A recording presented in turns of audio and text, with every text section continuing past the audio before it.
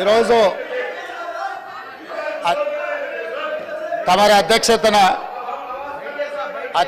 అత్యంత కీలకమైన ప్రకటన చేయాలని రాష్ట్ర ప్రభుత్వం భావిస్తున్నది.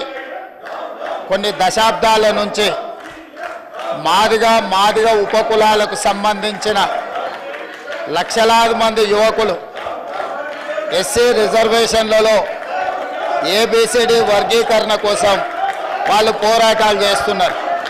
27 సంవత్సరాల నుంచి ఉమ్మడి రాష్ట్రంలో కానీ ప్రత్యేక తెలంగాణ రాష్ట్రంలో కానీ ఏబిసిడి వర్గీకరణ మీద మాదిగ ఉపకులాల యువకులు పోరాటాలు చేయడం జరిగింది.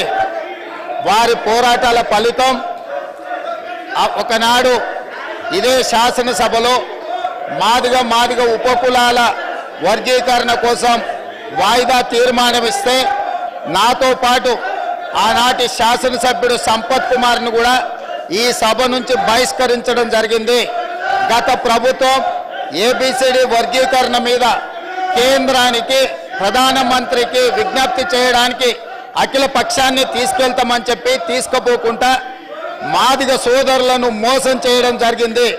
కానీ డిసెంబర్ 3, 2023 నాడు ప్రజాప్రభుత్వం బాధ్యత తీసుకున్న తర్వాత తక్షణమే మా ఉప ముఖ్యమంత్రి గారి సూచన మేరకు మాజీ ఉప ముఖ్యమంత్రి ప్రస్తుత మంత్రి దామోదర్ రాజనరసింహ గారి నేతృత్వంలో మా శాసనసభ్యులందరినీ అడ్వకేట్ జనరల్ని ఢిల్లీకి సుప్రీంకోర్టుకు పంపించి న్యాయ కోవిధులతో చర్చించి సుప్రీంకోర్టులో బలమైన వాదనను తెలంగాణ రాష్ట్ర ప్రభుత్వం కాంగ్రెస్ ప్రభుత్వం వినిపించడంతో ఈనాడు సుప్రీంకోర్టు మాదిగ ఉపకులాల వర్గీకరణకు అనుకూలమైన తీర్పునివ్వడం జరిగింది.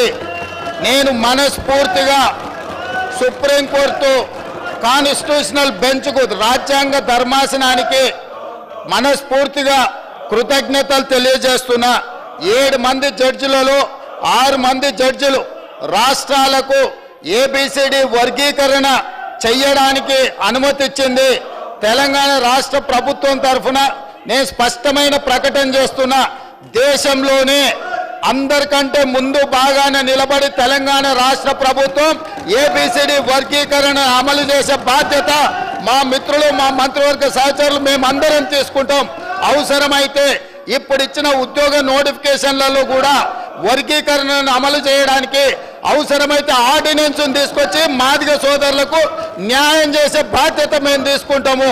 కాబట్టి ఈరోజు ఈ సభ అందరూ కూడా ఈ అంశం మీద ఏకాభిప్రాయానికి వచ్చి మాదిగ ఉపకులాల వర్గీకరణకు సంపూర్ణంగా సహకరించాల్సిందిగా రాష్ట్ర ప్రభుత్వం తరఫున నేను విజ్ఞప్తి చేస్తున్నా. అధ్యక్ష,